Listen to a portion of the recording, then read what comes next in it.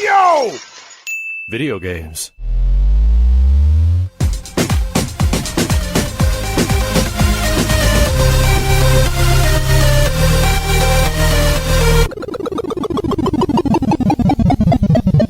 What up, dudes? Welcome back to the YoVideogames podcast. I'm Matt. And I'm Andrew. And once again, thank you to all our generous patrons who kept us going for, are we at 350 now? 350 episodes. We are at 350. That's 7 years of an episode a day, almost, right? Yeah.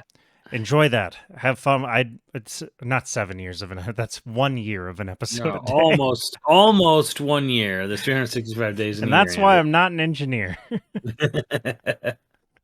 But yeah, if you're interested in becoming a patron at any level, please check out patreon.com/YoVideoGamesPodcast. Dude of the week is Scott M. Thank you, Scott. And in addition to our patrons, we have a sponsor to thank. It's the perfect time of year to get interested in taking care of your topiary. That's right, I'm talking about your bush, your intimates, your family jewels. And you want to treat those right. You don't really want to be rough with them. And the two ways that we're going to recommend today that you can do that is, of course, the Lawnmower 4.0. Get gentle on them nuts, but also keep them clean. It's a current favorite of ours. Turn your Everglades into the Great Northern Plains. And then it'll be somewhere that a predator will hunt. It'll go from somewhere a predator traditionally hunts to where a predator would hunt in a reboot. Yeah. I'm not sure how that sells it, but I don't know. Yeah. It was a confusing part of Prey, and I decided to work it in. But in addition to that, something that we've been pretty happy with so far this summer, especially this summer, is the Boxers 2.0 boxer briefs. So they got a little pouch for your nuggets, keeps them a little separated from the body so that they get to breathe a little, keeps them cooler, but also they're just kind of soft and quick dry material. So yeah, it feels nice too. It doesn't, you like get that sort of Ned Flanders feels like nothing at all kind of feeling. And on top of that, nice.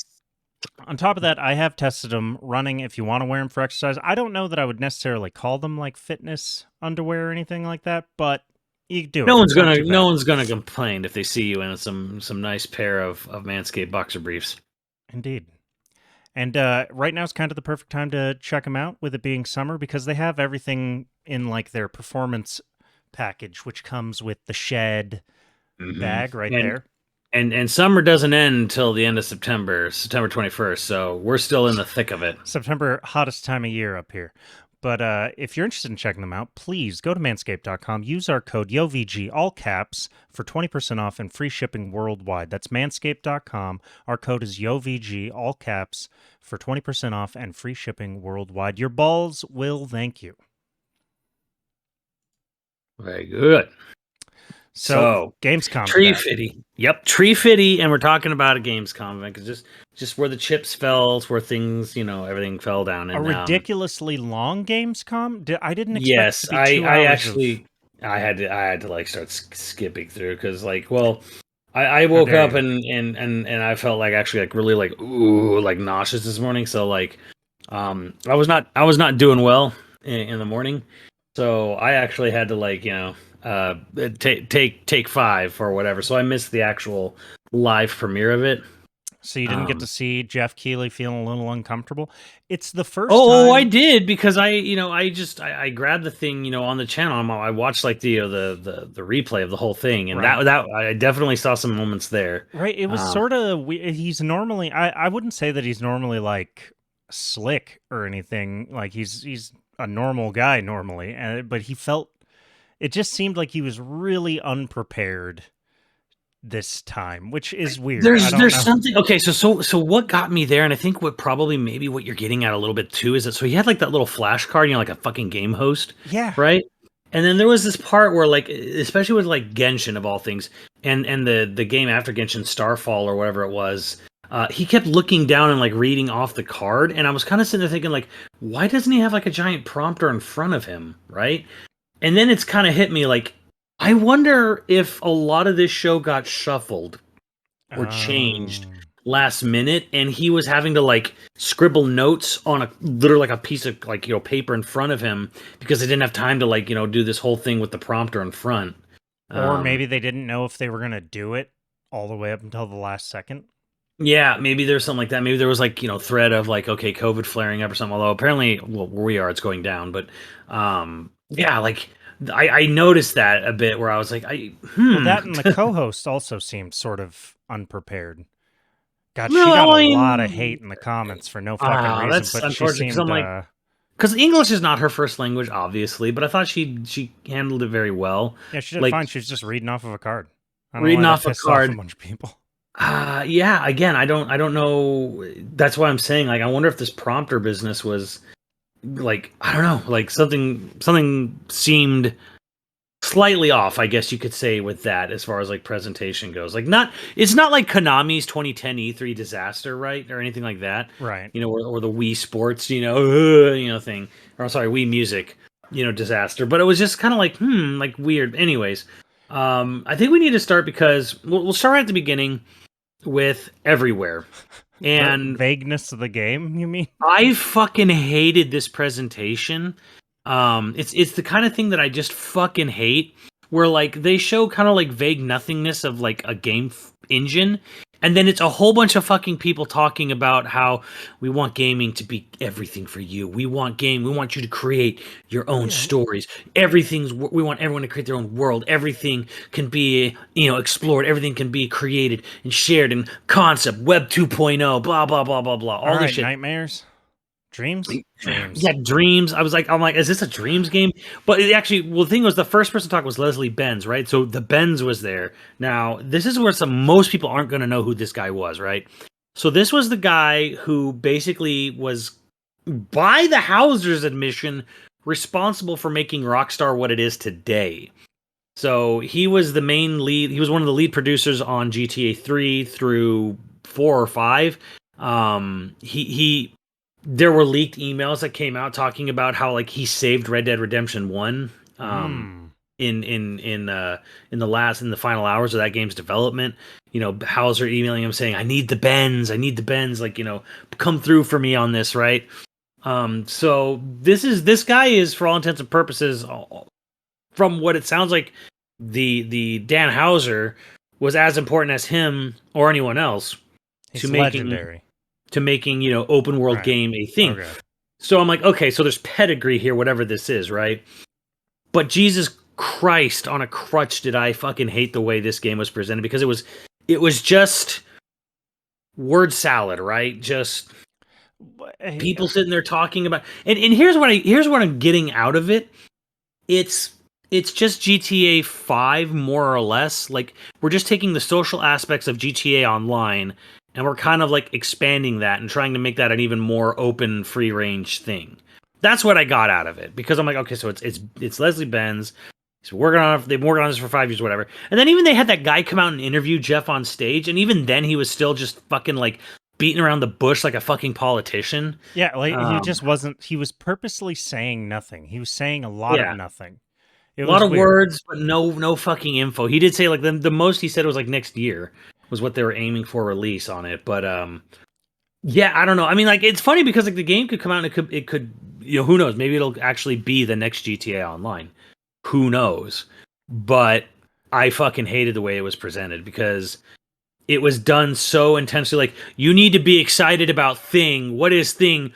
Thing is everything. It's called Everywhere. Be excited, but what is Everywhere? I even decided to look up, like, IGN has a description of the game, and it's just sort of,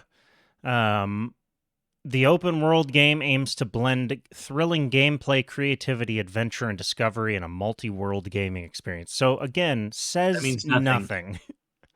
I was like, I looked it up because I was like, oh, maybe I just missed it. Maybe I overlooked something. I don't know, but it's just and then it hit me. I'm like, does Jeff have this weird penchant?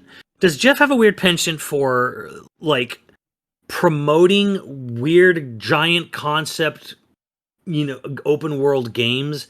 Because it happens a lot. And again, I'm going back to originally No Man's Sky, right? Right. Where it's like this amazing, brilliant concept of what turned out to be nothing, and then they had to spend the next same amount of time developing the game they had into making the game they promised, right?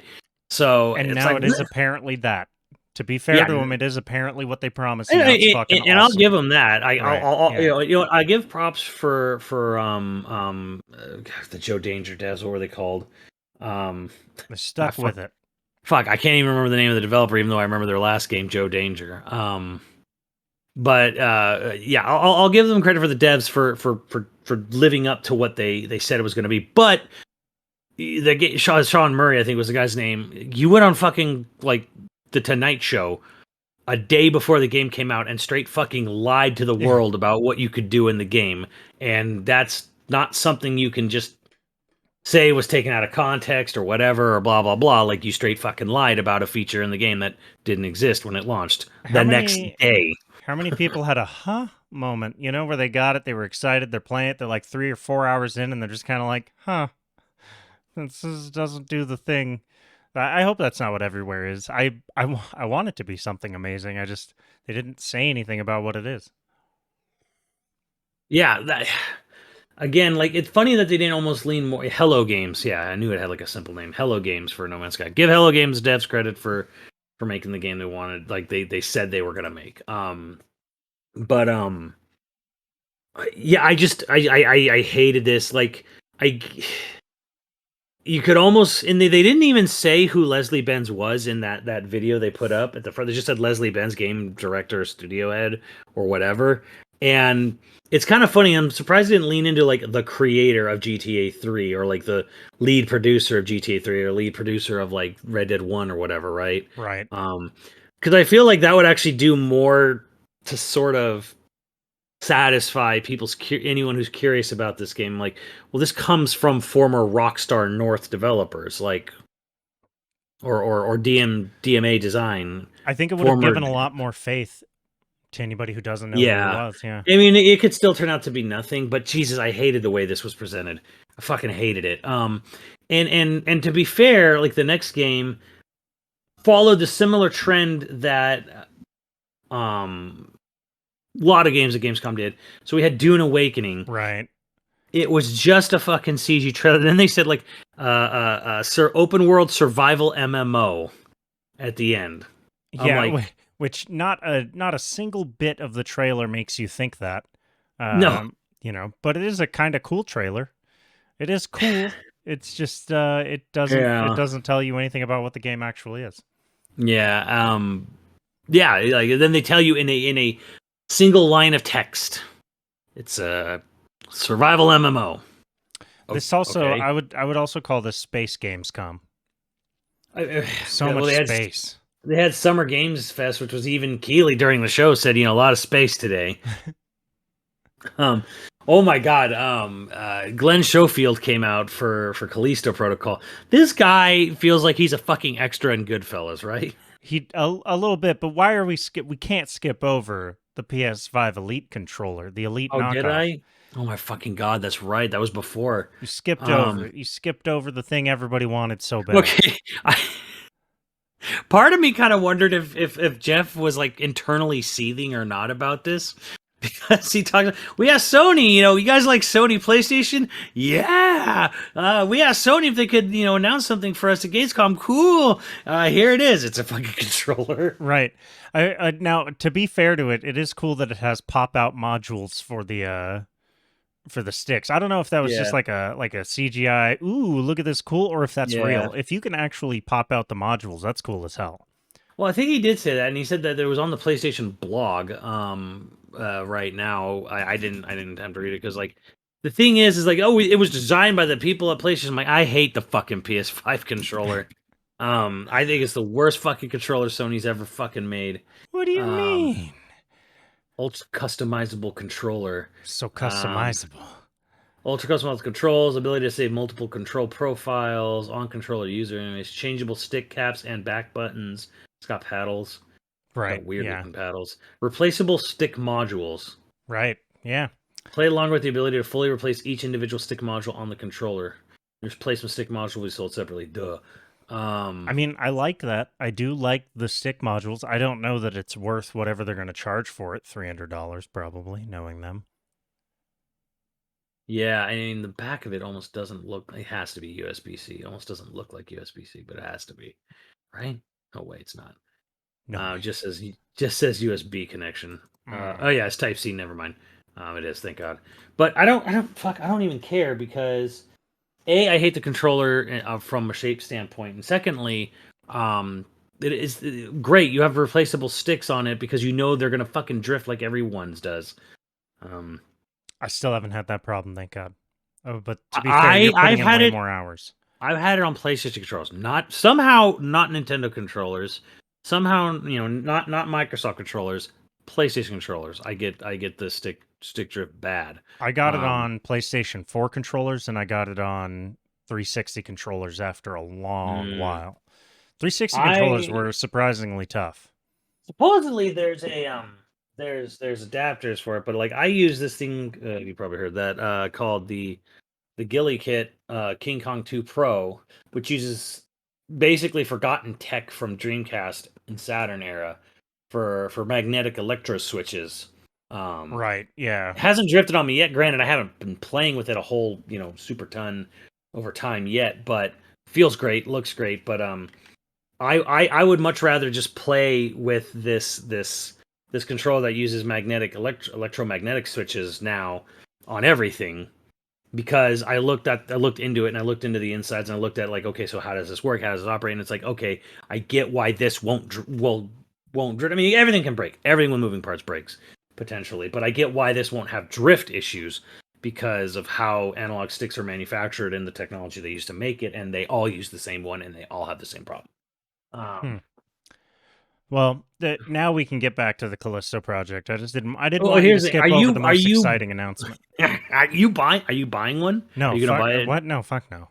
Okay. No, I didn't buy an Elite controller for the Xbox One. I'm not going to buy an Elite controller. Yeah, no, No. Callisto Protocol. Greg Schofield comes out here looking like he's trying to sell you a deal here, man. One you want to accept. Well, I love that like everybody who's been like, oh, it's just Dead Space, which that's the main selling point for me. I would like more Dead Space. I Well, yeah, love that. it's the former Dead Space director, so Right. I just sort of think that like not even trying to not be Dead Space, like you know what I mean? Like the health bar, the main weapon, he even the movement. he's on stage talking about his game, for Krafton, the South Korean devs publisher. He's sitting there talking about the game. It's like Dead Space, but this we do like he's literally comparing his own game to EA's Dead Space. Right. And, It's and it's like how he describes mechanics of the game. And I'm like, good. You know what? I like this. Fuck this beating around the bush thing. It's like, I made Dead Space. Now I'm making another one. But here's where it's different and bigger. yeah, just not even trying to pretend it's not what it is. All right, I'm in. I still Plus, am down with it. I think it's still my number one from the show, probably. you know what it Oh, did that's look not like? true. It looked like Psyops or Second Sight mixed with Dead Space. It does. That might be one of the reasons why I like And it I'm so like, much. you know what? I actually think this is cool. We get like Psyops, Second Sight gameplay mixed with Dead Space gameplay. This looks dope. I'm in. Obviously, we haven't seen the whole game, but if I'm gonna be really like a real nitpicky bitch about it, like it's too dark. Right. Well, yeah, we'll have to see what it looks It's a like little too at dark. home. It's Yeah. there's it goes too far. It's I don't know, but that's my only nitpick with it. hmm We got to talk about Lords of the Fall. I don't know if we're gonna try and go through everything. I wrote down a list of like the top 5 things with some honorable Okay, mentions. like the game looked. I mean, obviously super Dark Soulsy, but holy shit, what was with that? What was that song in the I middle of the I mean, it's a great song, but like I that? don't know why they chose it for I mean, this. that's a choice. Right. That's a choice, but we going into '80s like rock Uh, for One, I really did think it was like a Dark Souls at first. I was like, is this fucking is there already another Dark Souls? yeah, Um and like then actually. and then when it just like starts playing rock, you're just like what? I'm confused. That being said, like it's kind of a cool trailer. It's just the music doesn't fit. No matter how awesome that song is, it doesn't fit. Yeah. And the thing was, is like, I remember this game existing before, and it did. Only so this was supposed to be called Lords of the Fallen 2, but they just decided to call it The Lords of the Fallen, and Lords of the Fallen is just going to exist on its own. I guess the real question is Namkai Bando. Fuck that. Is Namco I don't know, fuck the Bandai part. Is Namco going to be publishing this one? Or because I didn't see their logo anywhere on the trailer. So maybe Namco's not involved with this one. I know they published the first one. And everyone, it was kind of one of those like, oh yeah, it's kind of like like a Dark Souls clone by someone, and then like it just no one talked about the game after it released. Well, I mean, the art style, I don't know about the combat. I didn't play the first one, but the art style is so clearly a rip on Dark Souls. And I don't think I've seen a single description of the game where they don't call it Souls-like or Soulsborne or... Oh, so here's the crazy thing. Apparently this The Lords of the Fallen got changed developers and platforms. Okay, so it Lords of the Fallen 2 is not the same developer. It basically switched over completely midway through development. Okay. Huh. All right. That's why the name dropped. Whatever, is that why the name's the way it is? That's why. Yeah, no Namco involvement it looks like this time. Okay. I just again that song. The only thing that stood out to me in that trailer was like that song choice. Yeah, that song wasn't right. That wasn't the right choice for that song. Yeah. Kind of like I'm gonna skim through some of the other stuff. They weirdly showed a highly, and again, I don't fucking get it because I thought we were past this, but I guess we're not. Highly cinematic trailer for Hogwarts Legacy, showing really like no gameplay. Right. Like, yeah. They hint at it. They hint at it some. A little bit, but it's like, what? We're still doing this. We're still doing this whole like just cinematics. Like, at least that was like in game, right? From what I could tell, that definitely looked in game. Some of it definitely was. I sort of wonder. I don't know. I go back and forth. I kind of hate morality bullshit in games where they try to like, if you do this many bad things, you're bad. If you do this many good things, you're good. And if you... That's what I thought was going on with the game. And then it kind of seemed like, oh no, this is the game's story. Yeah, like, but you have to. You have to do it. Yeah, like this is... First I thought, oh, are they kind of like showing if you go down, like the dark arts route or whatever? But then it was like, no, this is part of the game's cinematic story. Like this is not a choice thing. This is the plot of the game. I think it's gonna be a choice thing. Sorta. I think it's gonna. That's what I thought, and then like I don't know. It just seemed to me like that's what I don't know. Whatever. The dark art thing will probably make the game easier, and then at the very end you have a hard fight or you lose. Yeah. If I get the game, I'm kind of waiting on reviews. If I get it, it will be used. I will not spend a dime giving money to the publisher or owners of this franchise. It's gonna be on Game Pass, isn't it? I don't think so. Was it? I thought it was gonna be on Game Pass. It's funny because the whole reason I bought a physical PS5 was kind of for this game. Like if it turned out really good, I'm gonna buy it used, And then you found out JK because Rowling likes to punch down. Right, because I feel better about giving money to GameStop Corporation than I do her. So that's where I stand on that. But like, I wish we saw more of the game, right? Like the actual game, I think I think we're not going to see anything until right before it comes out, and it comes out fairly soon, doesn't it? Right. Yeah. February 10th was the end of the trailer. So I was like, okay, it's actually soon-ish. I mean, the game is probably closing in on being done at this point. If it's coming out February 10th. I feel like it's been getting talked about for like 4 years, though. Yeah. Well, it had like a really early leak. So everyone kind of knew about it and saw footage of it, like super early footage. So that doesn't help matters much. And then taking him away from his whatever, like home in Austin, Randy Pitchford came out. Right. Talking about new tales from Borderlands. Wait, I wrote something down when I was watching and I was taking notes on shit and I can't find it now. Damn it. No. Oh, I was like, why does Randy Pitchford always dress like a pimp who decided to become a magician? Yeah, well, he loves magicians. He loves does magic. Love magic. He bought the magic castle. Probably loves pimps. Yeah, he bought the magic castle. Well, that's upsetting. in LA. I don't know. What if it turns out that Randy Pitchford's just like a super nice dude? Everyone thinks he's a creep. Davey. What if?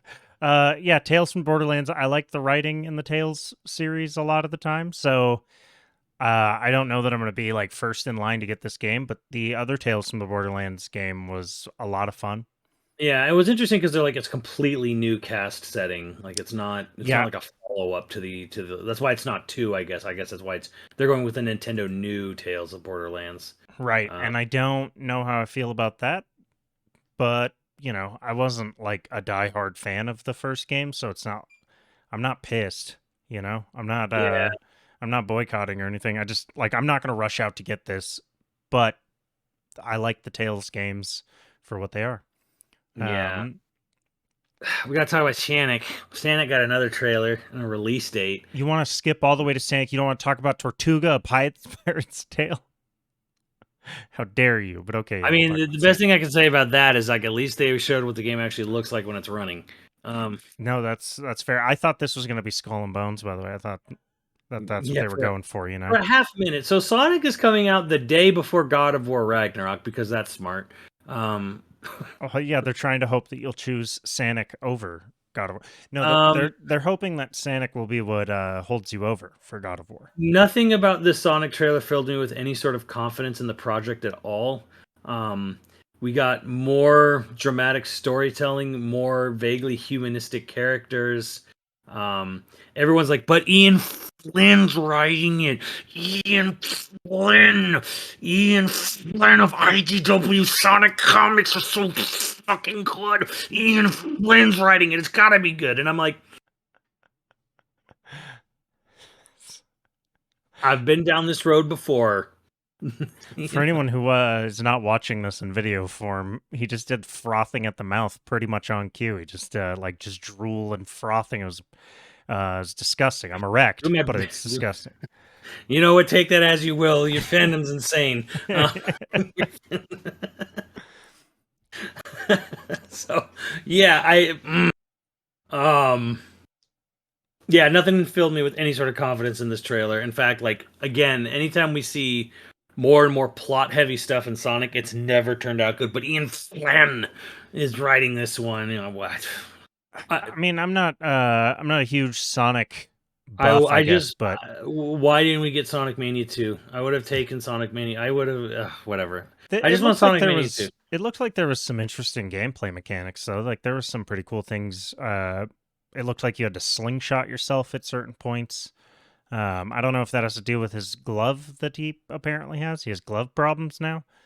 You know, I guess we gotta quit. Well, someone pointed out that it's like identical to Breath of the Wild 2 with the corrupted arm thing that Link's getting and Sonic's getting in this very somewhat similar open world aesthetic. I'm sorry, are you trying to say that Sega might steal a mechanic idea from a major competitor?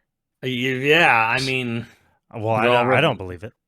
They're all ripping each other off. But it had some interesting looking stuff. I don't know. I haven't played. I think the last 3D Sonic that I played was the first one on the Dreamcast. Maybe. Boy. A long time. It's been a long time. Sonic in 3D never really like worked for me. Nope. But that being said, like this looks like it has side scroller. It looks like it has like a weird 3/4 camera that. So it follows exactly to what the testers from like 2 years ago said, where they're like, you go around this open world and there's these loading zone points, right? Like these little portals, and you jump into these portals, and the portals are like old Sonic stages, and they're like little tiny little short Sonic stages, like snippets of classic Sonic games or style. And I'm like, okay, and then this game just kind of like just proved that.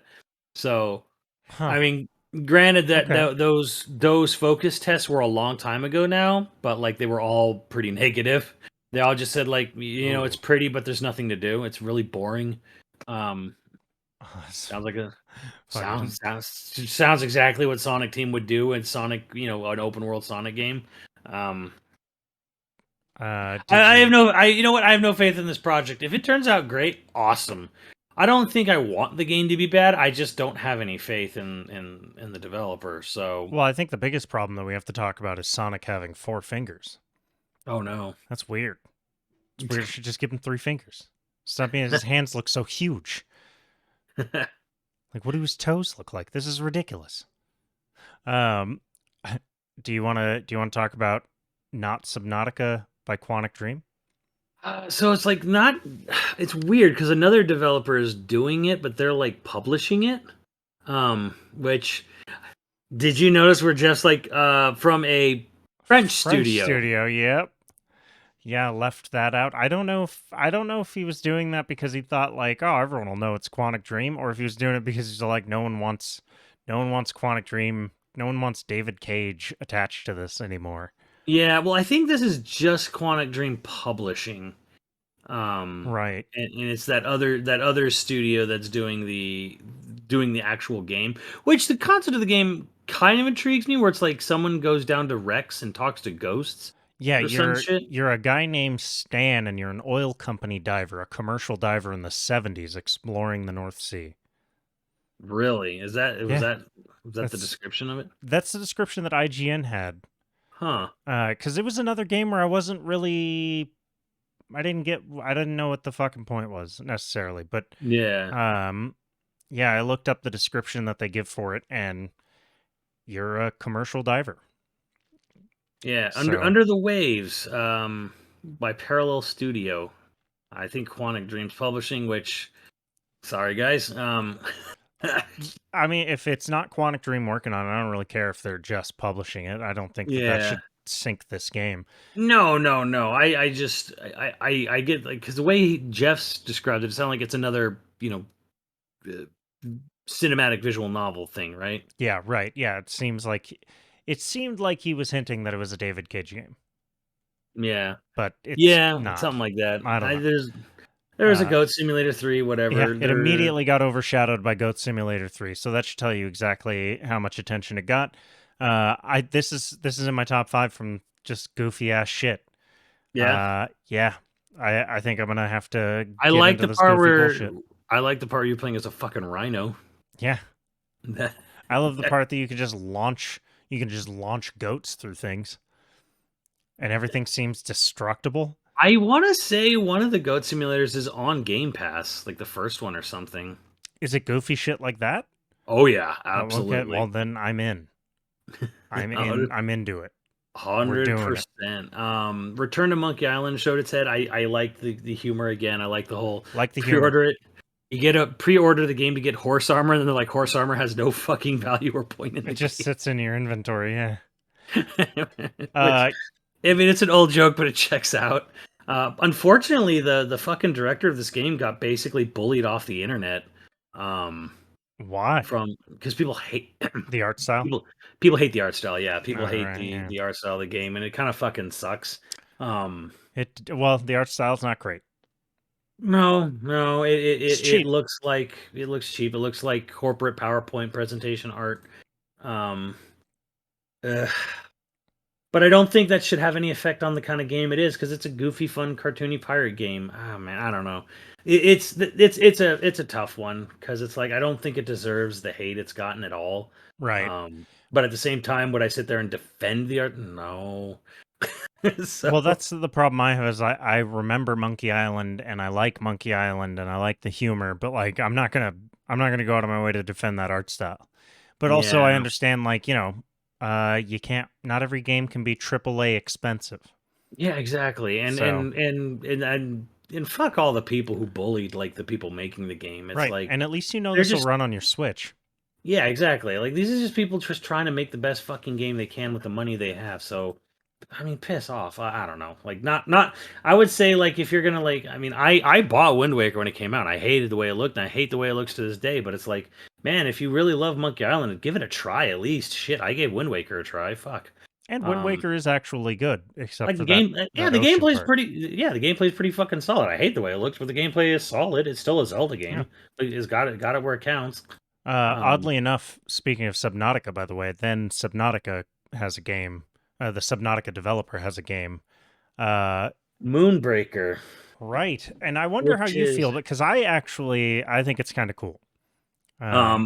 So okay, I at first I was like, what? I was just very confused Well, by it, but then when you saw the crafting mechanic, the the painting painting and mechanic, yeah, oh yeah. and then it's like, okay, this is actually really fucking cool. Because it's not just like, okay, here's a game where it simulates a board and you just have like generic pieces that you don't have any control over how they look or whatever. And it's like, no, Right.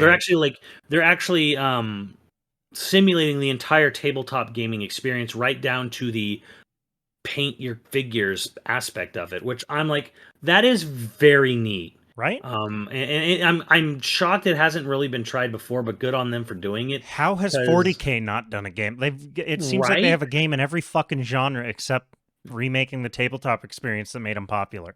right, That's exactly. part of the reason I haven't gotten into 40K is one, I don't want to spend 10 grand on fucking figurine armies.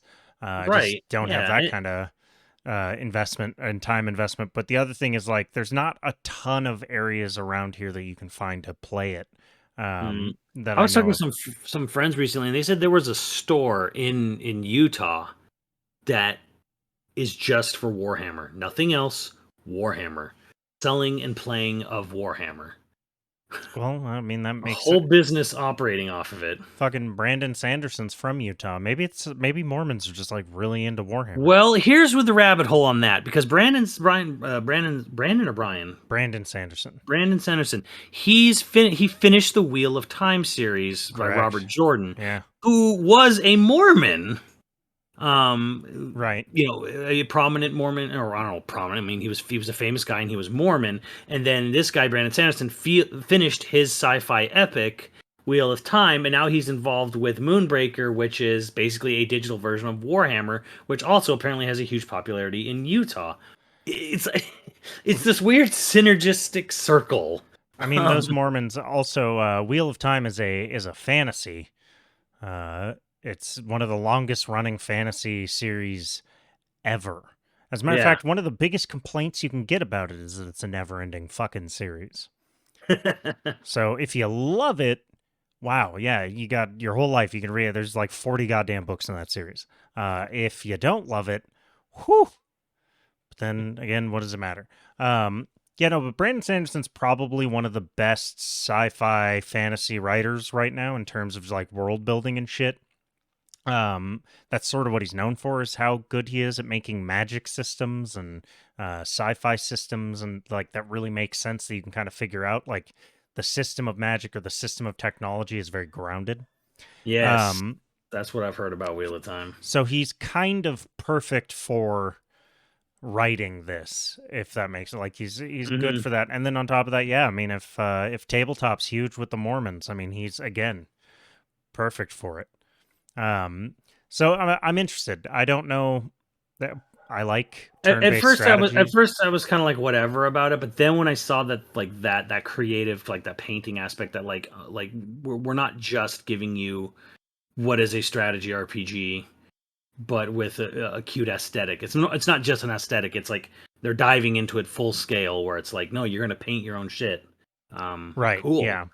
I don't know if I'll have time for anything like that in my life, but you know what? I can sit there and look at that and go, that is very cool. I dig it. I wish they would do it's sort of dumb, but I wish they'd kind of do a D&D style game like that where you also have a Mm. map creator. I mean, there have been games that sort of simulate the tabletop experience, but again, nothing where it's like, Nothing quite hey, like this, yeah. nothing quite like this, where like take your figures, customize your figures, paint your figures digitally and all that. So, Right. Yeah. And then we got Friends versus Friends, which I don't really I don't know. look I a lot like that white, what was that white? There was a first person shooter just came out for the Switch not too long ago, or White Angel or White something. I don't know how I feel about it. Again, it's a first person shooter with like a card based element. Oh, Um, weird. Yeah, card deck based ability system. I don't know. I don't know how I feel about it. I Sorry, mean, Neon White. Yeah, neon Neon white. White. So it has like the same gameplay aesthetic or the same loop where it's this first person shooter, deathmatch or whatever style game, and you get all these abilities on these cards you hold. and you go through the cards while you're playing a first-person shooter. So it's like it was like the same thing. But maybe that's just surface level. Who knows? I don't know. I'm not playing the game probably. So it might be a fun like multiplayer game. I don't know. The trailer was sort of confusing. We'll have to see more. Yeah. Well, and then we'll just get to the big thing that I think a lot of people were really eyes on Gamescom was for this game. Lies of P. The Lies of P, which I didn't realize was South Korean made. I thought it was European.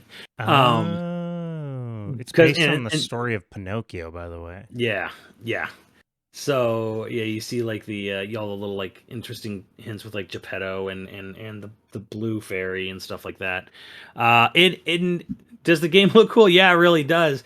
I still just can't help but chuckle to myself about the whole thing because I'm just like, I just keep thinking of fucking Avengers 2 post-credits thing where just someone in South Korea is just like, fine, I'll do it myself because they're not getting Bloodborne 2. Like, that's what I just keep looking at. I'm like, they're not... Someone was just super fucking impatient for Bloodborne 2 to come out, so they're like, fine, I'll do it myself. This is the Bloodborne Pinocchio. Yeah. You know what's okay? So the biggest, most exciting thing for me on this one, Game Pass day one. Yeah, no, that's pretty sick. I like that was like announced right away, and I was like, oh yes, and I can totally see why Microsoft did that because it's like they'll never get Bloodborne, and it's like okay, the close and Bloodborne's kind of fucking fallen into this black hole of whatever, like it just disappeared from the gaming world. But it's like here's the closest thing to it, and Microsoft's like, okay, we're definitely getting this game day one for Game Pass. That and because it's Korean made, it probably wouldn't have gotten a wide publishing or a wide release here anyway. That's also true because Microsoft's actually, they went out and did the whole deal with Crossfire and got Remedy to make a single player thing. So like, right. It's kind of interesting how some of Microsoft's basically not they're chipping away at the iceberg that is Japan, but some of the way they're getting into the Asian market is through Korea and China. Interestingly enough, because like they got like Naraka Blade Point is on Game Pass, and this will be on Game Pass and Crossfire.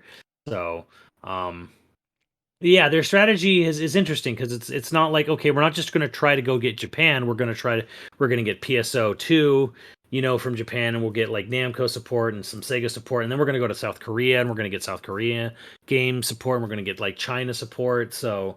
Or at least games developed there. The only thing they don't really have is Genshin. I don't think Genshin's not on Xbox at all. I don't think, and that did show up, but it did show up. Yeah, I figured you'd be losing your mind over that. You loved Genshin. I enjoyed the day I played on it. The day. The next thing that I don't know. We'll see more about Stranded, Alien Dawn. Okay, Tale of Two Games here. I want to like bring up both this and Atlas Falling, right? Because Stranded and Atlas Falling both had these big, massive fucking cinematic CG intros, right? Right. And Stranded Alien Dawn was like, this actually looks kind of cool. And then I'm like, that's probably going to be a survival game. Well, and then it's probably going to be like whatever. And then we see the gameplay, and it's like kind of like overheadish, right? Building sim, yeah. It's like sim-like. And I'm like, fuck, Europeans. Because I'm already thinking like, okay, it'll be a fucking survival game, and I'll have a whole ton of resource management because fucking Europe loves resource management for some fucking reason. In all of their tabletop games and video games, they fucking got this big fucking German sausage hard-on for fucking resource management. It might be the Germans. The Germans love resource management. So then this game shows up, and then I was like, and I saw the game plan. I'm like, yeah, not touching that. And then Atlas Falling Worlds happened right after that, and I was like, here we go again. We're gonna have this really cool cinematic trailer showing all this cool shit that you're not gonna do in game at all. And I'm just kind of like, fuck, here we go again. Here it comes. And then they show gameplay for Atlas Falling World, and I was like, okay, never mind. This actually looks kind of cool.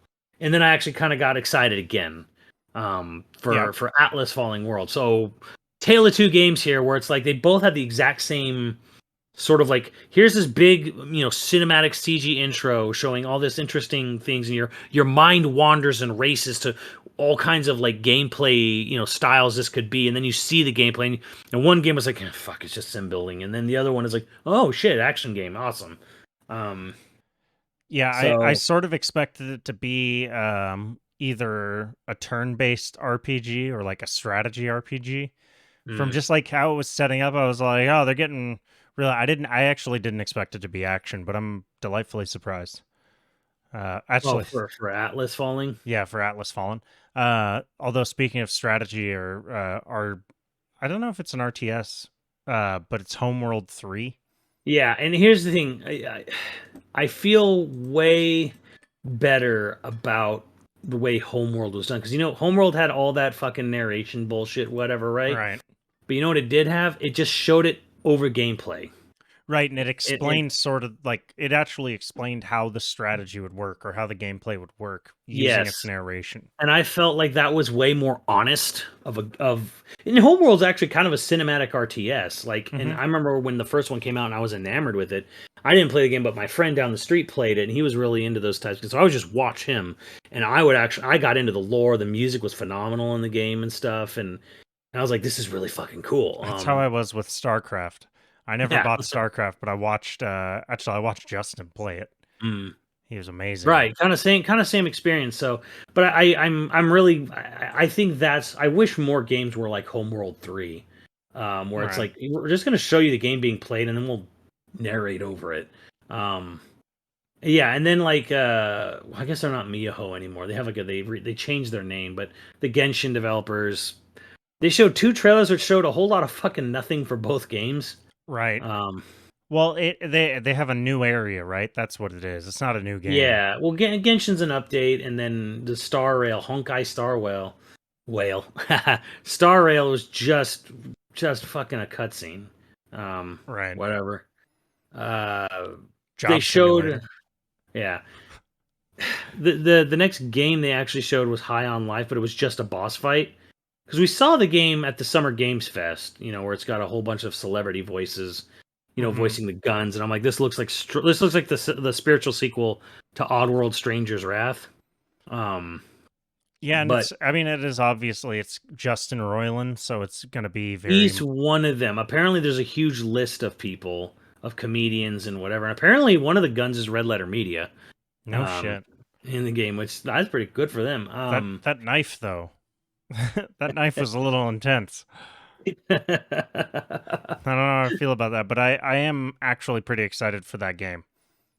Yeah, so I like that it was just a boss fight. I'm like, hey, what are we showing for the game? We're showing a boss fight. Um, Yeah, I thought that was good. and then yeah, I was skipping through. I skimmed through these because Expanse is getting a Telltale game. Seems fitting. Yeah, which Um, will be cool, especially if it's from the writers of The Expanse. We'll see. yeah, and Killer Clowns from Outer Space getting a game. I'm surprised at how positive the response was to that because I thought I was like maybe the only person who watched that fucking movie. Like, I know it's sort of beloved, but like Killer Clowns of all things, like Killer Clowns from Outer Space is just one of the goofiest horror. I don't even know. Can you even consider it a horror movie? It's so goofy. I mean, some people scared to death. It looked like another asymmetrical horror game, if I'm not mistaken. Yeah, From like it, a Dead by Daylight style or a yeah, Friday the 13th. Yeah, which I think those are fun. I think those are fun games. I don't know what kind of staying power they really have, yeah, but they're very fun. yeah. And then All right. and getting into some of these, I didn't actually get like a chance to really dive into a lot of the other ones left. So Scars Above, which makes a lot more sense, but with the way it was written in the actual trailer, I wrote it down as Soars Above. But Scars Above makes way more sense given that it's like a dark action sci-fi. mm, Uh, it's I don't know if you're like they didn't really have a ton of gameplay or anything to it, but you know, uh, more than say like the Fallout Skyrim RPG that's being made by that guy. I think was next. What was that written? I wrote that down. Word Song, Weird Song. Just a teaser. I'm actually just seeing this for the first time. It doesn't look bad, actually. This Scars Above. No, it doesn't. Um, It doesn't. It just doesn't show like a ton. yeah, like most things. It's cross gen still. Fucking Christ. Well, it's a cinematic trailer, so it's not like you're seeing what would actually There's a little bit of gameplay at the end. It looked like. like. Yeah, Um, maybe tiniest bit. I don't know, but it's oh, weird I being. see. Yeah, is who's doing this?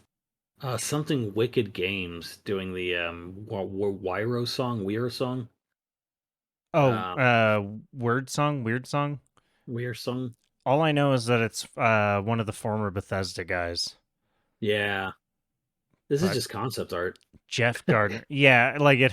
You get like a weird close up of like a horned witch thing, but that's basically it. Um, we'll see. Age of Empires 4 new civilizations announced. So if you love Age of Empires, which hey, uh, I did for a long time, loved Why Age did of they even Empires bother showing something like Weird Song, whatever?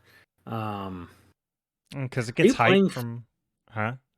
Are you playing Age of Empires 4 at all, No, I or haven't played it at all yet. It's on Game Pass, I think. I believe so. Yes. Or it was anyway. I don't know if it still is, but yeah, no, I haven't played it at all yet. Yeah, Um, and then rounding it out, Gotham Knights got a trailer. Harley's Yeah, there, of course, because everybody loves Harley. yeah, I guess. I mean, it doesn't look bad or anything. I just Court of Owls, whatever. Mr. Freeze being in it is pretty cool. The Red Hood being in it, pretty friggin' cool. I like those two things. Everything else, I'm kind of like, oh, whatever. Yeah, whatever. Not that I'm complaining about Harley. I just like I feel like she's overdone now. Margot Yeah, it's a Robbie little made her too popular. yeah, a little overexposed. Where winds meet when when it's loading, the 2 to 10 Okay. frames per second. Yeah, so some people were pretty excited about this. It did the same shit again, where it's like this big long CG cinematic, and then they showed the gameplay, and It now it looks like it looks runs like beautiful. shit. It looks beautiful, runs like a Switch game, Right. but like looks like a looks like a next gen game, runs like a Switch game.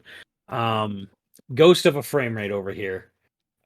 It is it's not great. It does look cool and the music is It good. it could be cool. It could be really cool because it's like a really much more fantastical fantasy Right. style Ghost of Tsushima. I don't know who the developer is. The song was in, I believe, Mandarin. So I think it was. I don't know. I only saw it like once briefly.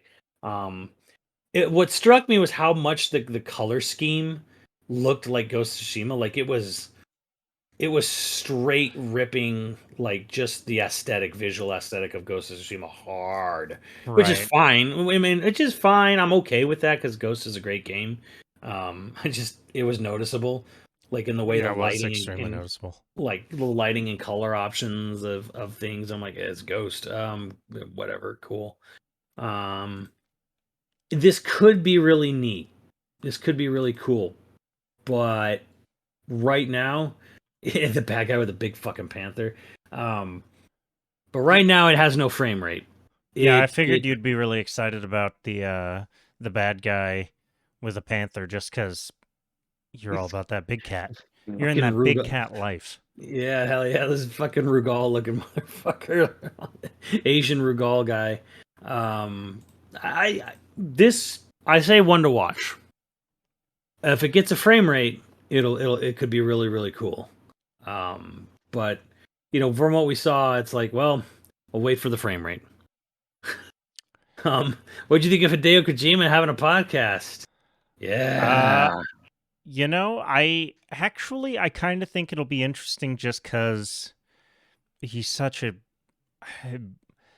I don't want to say strange or weird mind because like I don't want to I'm not trying to negatively paint but the way his brain works and the shit he pursues and the stuff that he's like really interested in and into fascinates me. Yeah. It really does. Like um he obviously has an appreciation for American military industrial complex and especially like American movies. He seems to really love. Oh yeah, Um, he's a major cinephile. I think that's sort of fascinating in all the things that he goes like that he deep dives into. Say Yeah. whatever you want about Death Stranding. Death Stranding is probably the most perfect image of all of his varied interests kind of getting rolled up into one game. If that makes, like, he loves the cinematic story and he loves like poetics out of nowhere and shit. Like, I don't know.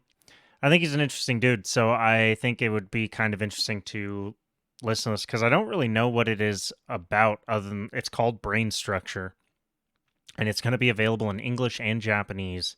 Yeah. Episode 1 being released on September 8th. So I'll be interested to see what it's about. Because I don't know if it's going to be about game development or if it's going to be about him just exploring things he finds interesting, which I actually would love more. Because again, I sort of love people that are obsessive about, whatever odd thing they're obsessive about, like hearing them kind of go into why they're into that thing is interesting. So I don't know. I have no idea what it's about. All I know is it could get a little weird, and I'm down for it. I'm down just to see, mostly what you said too, where it's just kind of like I want to see what's going on in this guy's brain, unfiltered from, Right.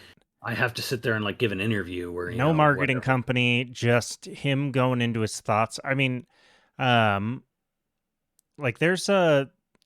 I try to think of like topics like comedy movies and stuff. Like I really love especially older comedy movies, but comedy movies where I'll just like pour over.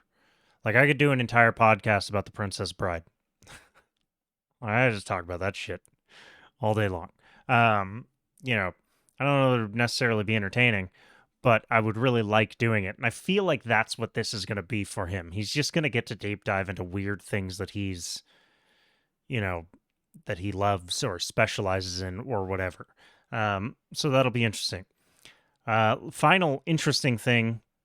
So there's a few games still. God damn, there's so many games.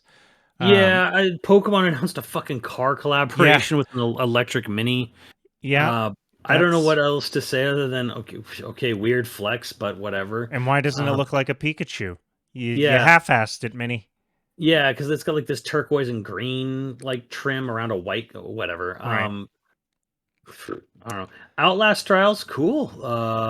We have fond memories of playing the first Outlast. Dick Bros. Yeah, Warhammer 40K Darktide, also going to be cool. The Phantom Hellcat hack and slash looks sort of interesting. Mhm. Actually, though, the last one that I think is really interesting looking, and I'll look forward to, especially gameplay and more stuff, is Blacktail. I think that's kind of cool. I guess we'll see.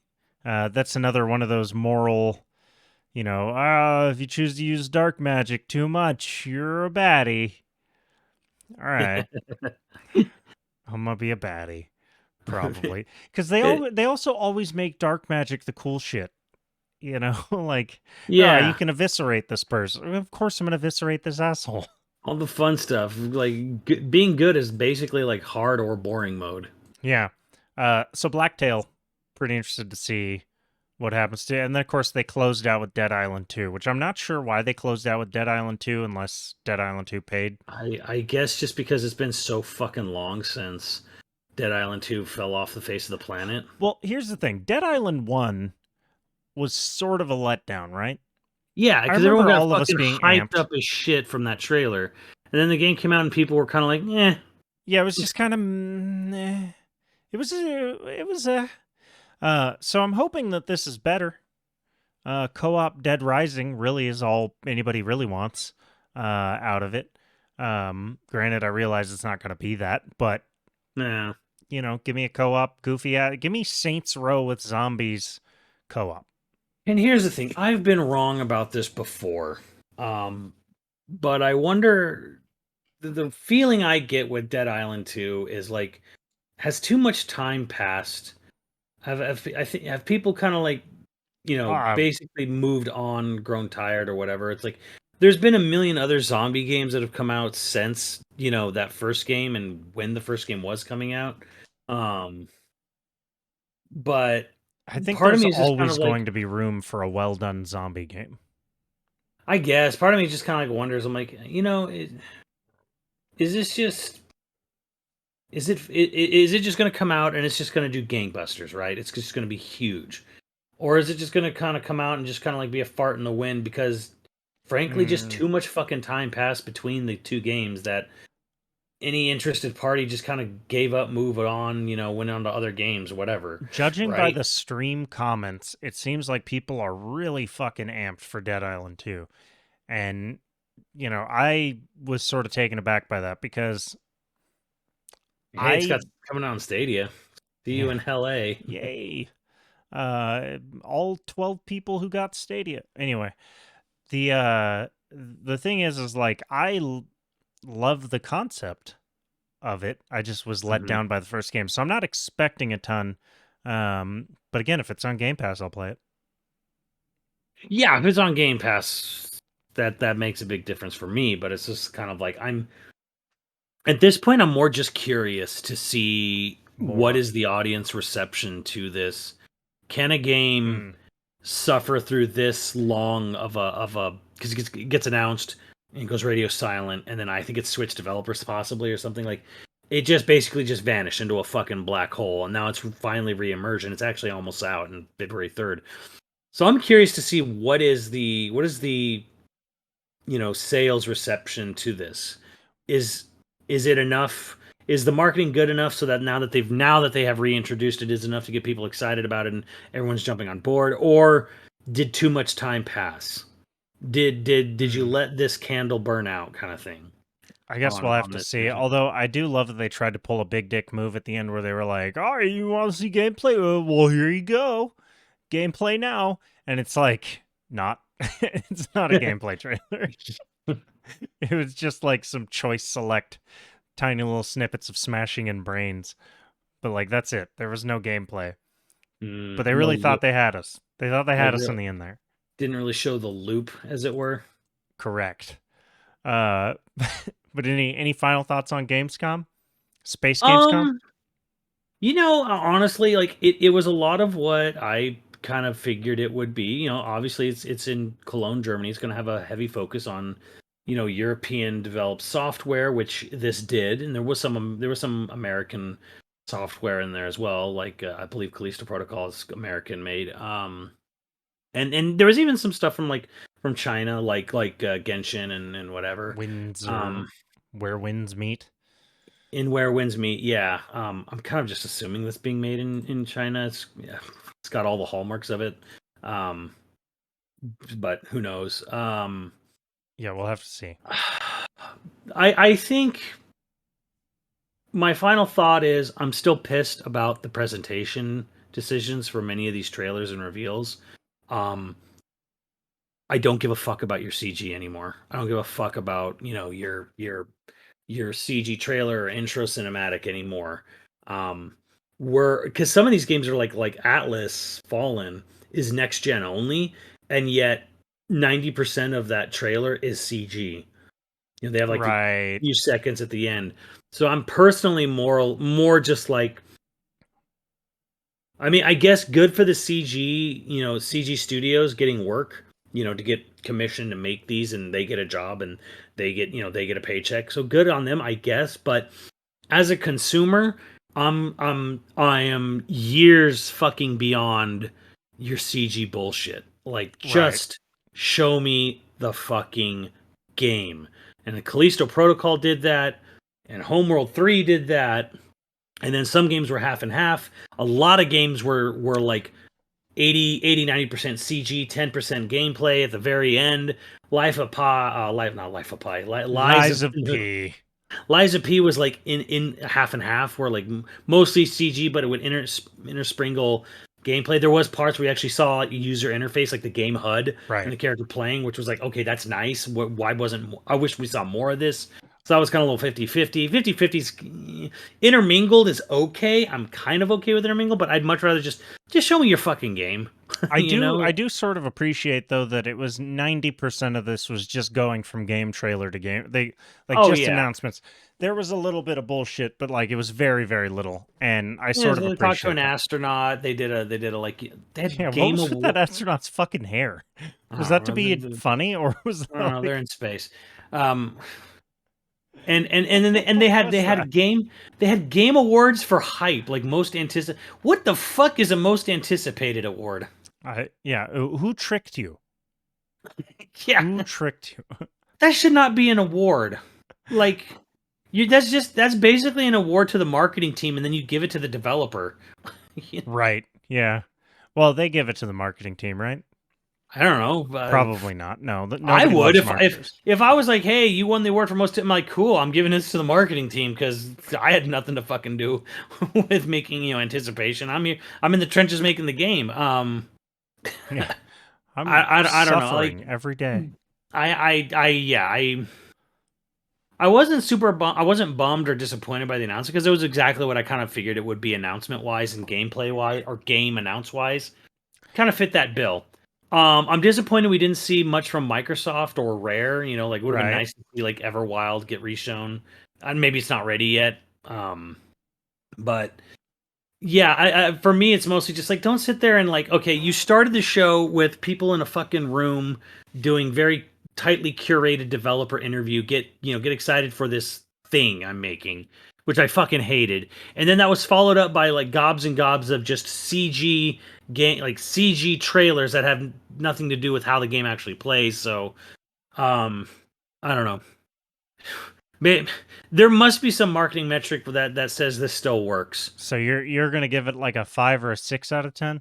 I would give it well. I was gonna go like letter grade. I was like, it's a C, maybe Oh, a okay. C plus, but a 5 or a 6 is fair. I think a 6 is fair.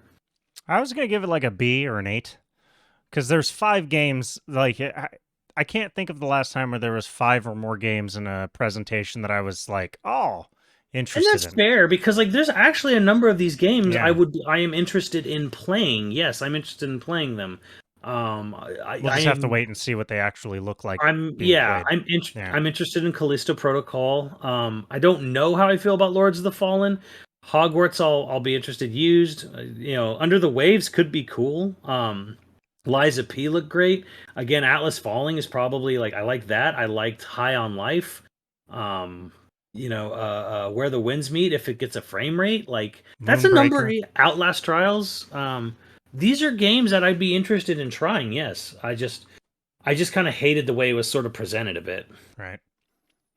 Well, on that note, we've got some patrons to thank, but please hit us up in the YouTube comments or on Twitter or on Matt's Twitch stream, which you can find at Assist Me Doom, twitch.tv/AssistMeDoom.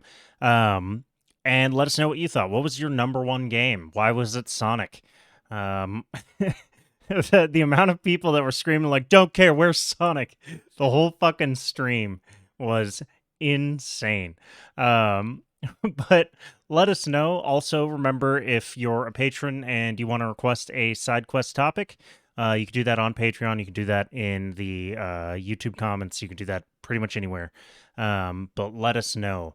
And as always, our patrons for this episode are Scrunami, Kuroi35, HyperViper89, Ziggy Z, and Online Persona. Thank you, dudes, and we will catch you next time. Later, dudes.